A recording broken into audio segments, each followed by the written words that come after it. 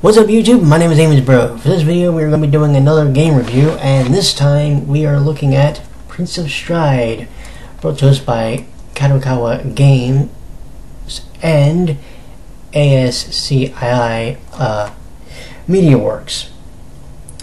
And this game is rated B, which is 12 and up, by Computer Entertainment Ratings Organization. The game, as far as story goes, deals with Nana Sakurai as she tries to make the school of Honan the best stride club in the world, but also she tries to romance one of 6 boys by the end.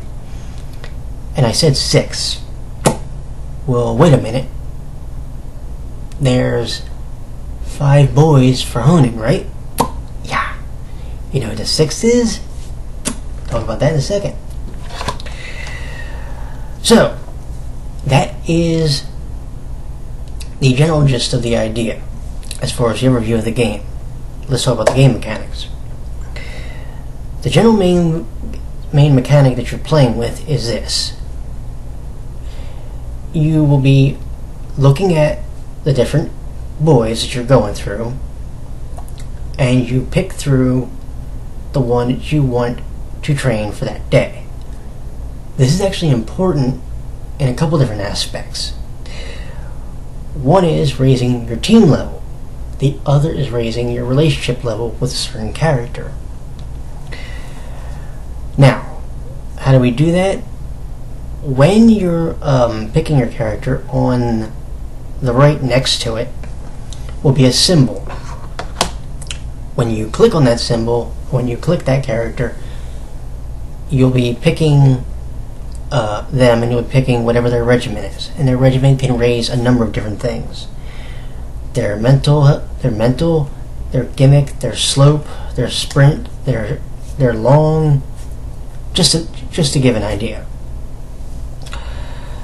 So as you're going through the game, you're raising that character's rapport with you, and you're raising your team's level. Your maximum team level is 99. Only 2 of the characters in the game cannot reach that, and they are Riku Yagami and Kyosuke Hyuga. The other 4 actually can, and one of them goes to your rival's school. Believe it or not. Yeah, your rival school actually helps your team level. Isn't that a bitch? Here are the boys in full that you can actually romance. Takeru Fujiwara, Heath Hasekura, Hoizumi Konata, Kyosuke Hyuga, Riku Yagami, and of course Reiji Suwa. So, as you go through each story in the game, you're going to find out a little bit more about each character, and each of the different characters have different hurdles and different plights that they've been through. As you'll find out. Of course, one of them with Riku is his brother. You find out also about different things with Hoizumi, and even Reiji has his own personal problems. One with his assistant or handler, whichever way you want to look at it, and Shizuma Mayazumi. And oh boy, was that a fun one to see. That was a shocker and a half. I won't tell you what happened, but something happened that was kind of, really? That went down? Jeez.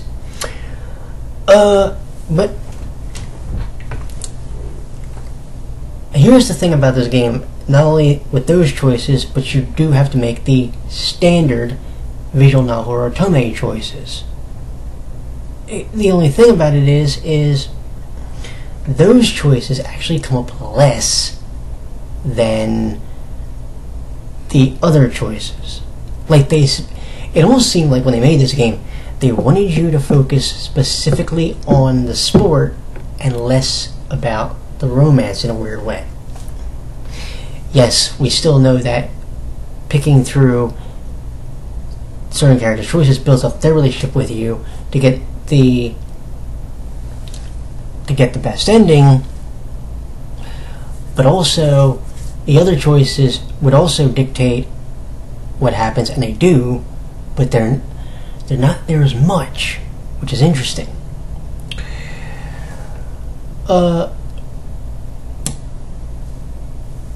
And all these training sessions you have, they lead up to the actual race. Well, let me explain about the races real quick and how they actually work. The races are divvied up into different phases. Okay? The first phase is the order phase. You will be given a certain number of people that you have to put in a specific order.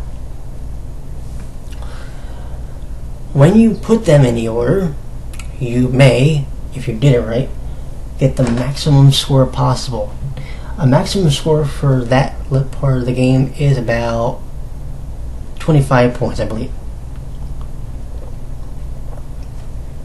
By the way, when I say this is important because as you go through the race, you're being graded. The maximum score you can get is 100 points. If you can get an S rank, that is a trophy. Okay? And as you complete certain races, you may also complete the chapters. The game is broke up into 10 chapters in the game, and almost without falter, all of them at the end with a race against one of the big schools which you'll be dealing with in the game. So that's something really to think about as you're going through. Okay? Like I said, they do have choices that you will make that will influence not just the training regimen, but other choices, but they don't show up nearly as much as the training, which may or may not be why I think that sometimes the game drags a little bit as far as its flow. Like sometimes you're just waiting to make a choice, and you're sitting there like, please let me make a choice at some point in here. Because if I can't make one, then I'm going to be like ripping my hair out. I will say this: if you play the if you do a playthrough without skipping start to finish, it takes around 20 hours to finish it. No joke. This includes, and I timed this, a 2-hour prologue. No, I'm not kidding you. The prologue in the game is 2 hours long. This company had no chill when it came to, writing out the story in the prologue. At all. Now granted, they had to introduce a lot of characters, but 2 hours? Oy. Alright.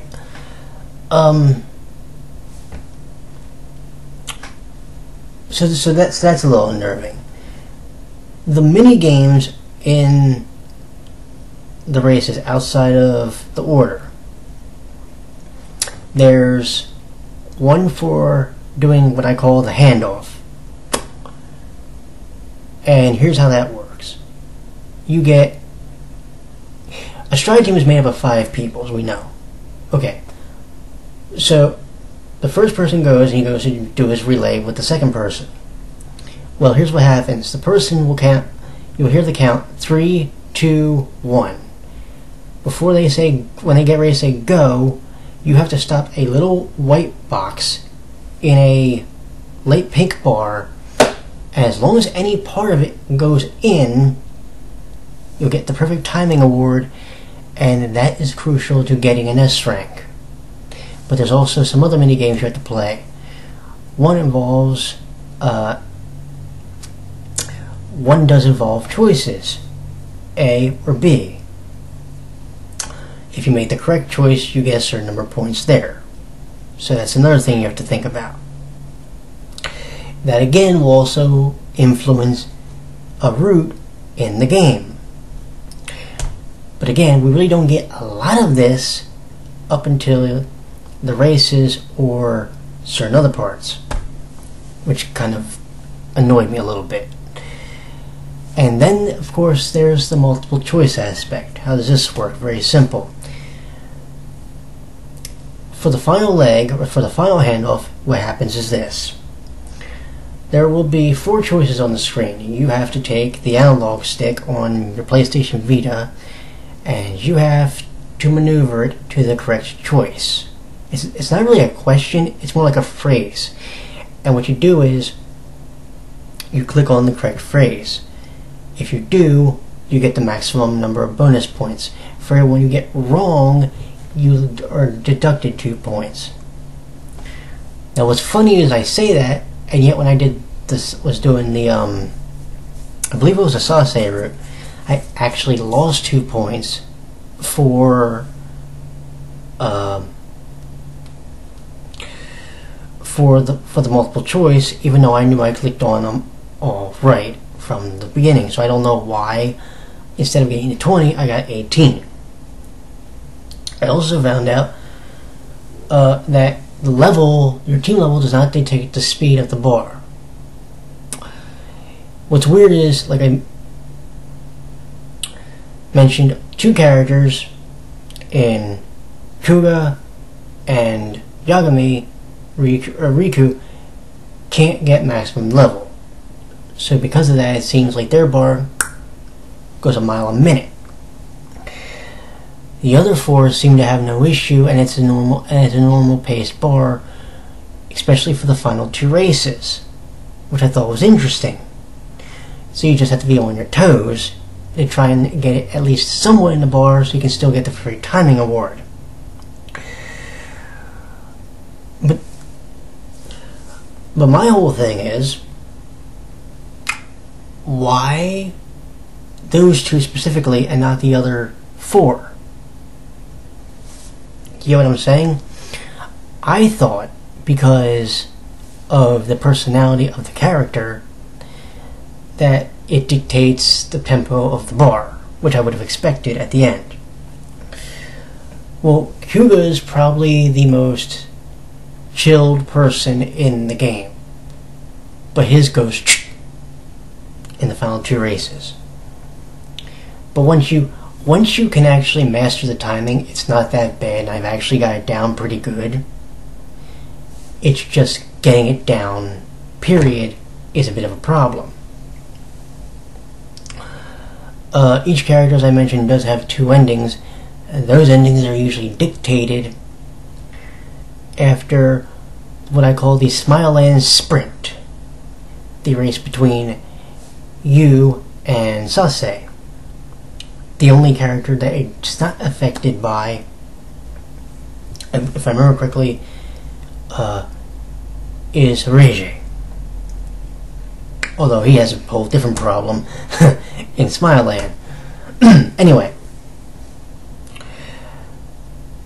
when you play the game, you start to understand the different backstories and things that the 12 episodes of the anime didn't get into. When you play the game, you also really get behind, in many respects, the secondary schools that don't have the story revolving around them, and you wish that you could be able to play a game based around them. Tsukabaka Machi is my personal favorite because their relationer, I mean, trying to talk today, is a nut. And then you have one of the team members who calls Nana Princess Chan, and much to the annoyance of certain members of Honan, especially Takeru and Heath. Heath, who by the way has 2 sisters. or two relatives. One is named Diane, and the other name is Shauna, which is interesting. I should mention this also while I'm thinking of it. The game is for the Japanese market. We know that. Something interesting about it, though. The main menu is in English. The options menu and the extras menu is in English. That's no big deal, because companies will do that all the time. We dig that. I believe the options menu at least is in English, and the main menu is in English in one of the games I'm working on, K Wonderful School Days. But here's where it gets interesting. On the screen, when people are talking, you'll have the text like normal on the bottom, but on the left is where it gets interesting. You'll have the speaker's name. Up top, you'll have it in Japanese like normal. Okay, fine.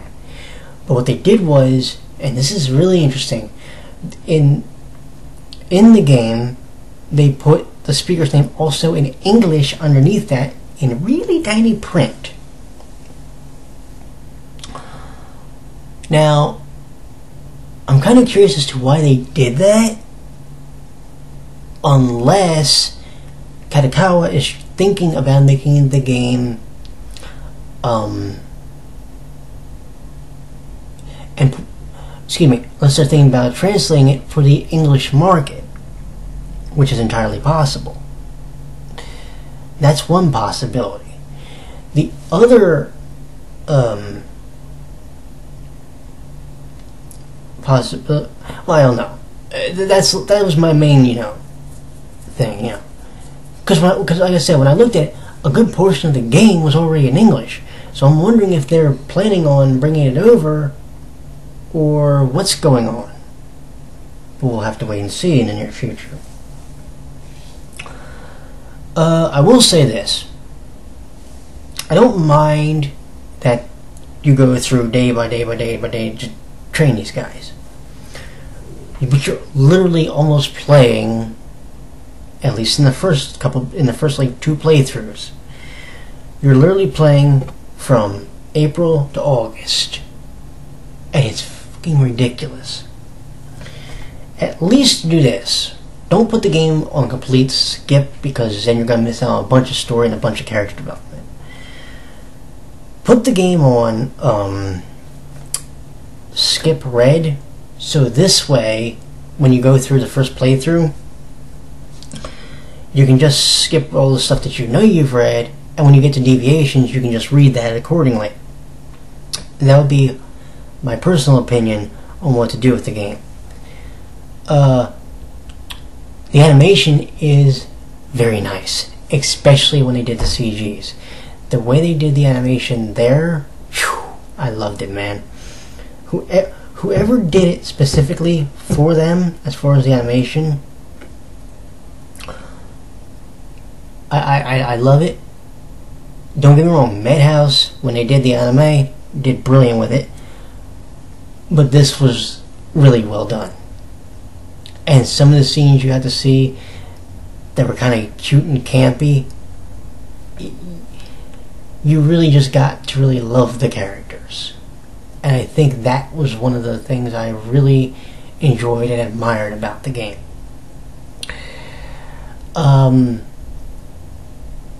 What would I recommend this game, or would I pass on? Let me think about this. It's a really good game, but you have to be willing to understand that the pacing for it, if you're not going to just auto skip everything, can be a little bit of a snail's pace. It can be. But if you're willing to sit through and read the stories of the different characters, you'll become really engaged in them and their day-to-day and the way things go, and you'll really become immersed in the world of Stride and the world of the 6 characters that you will be trying to romance at the end of the game. And trust me, it is worth playing through all the stories normally so that you can enjoy it, and also I think you enjoy the platinum a lot more at the end. So that is my review. Please go check the game out. I beg you. It came out last year. You can get it on Amazon. You can also get it through CD Japan if you so desire. And I strongly suggest that you do, so we can maybe get this game ported over to America. Anyway, you all have a great evening, and the next game review that you will be seeing will be, as I mentioned, K Wonderful School Days. If I haven't mentioned it, there's your mention. K Wonderful School Days is the next game for review. You will be seeing that, I don't know when exactly, because I'm going to be doing also number 6 this coming week for an anime review, so I don't exactly know when you're going to get that, but you will get it, I promise. Until then, my friends, you take care, and I will talk to you in the next review. Later, friends.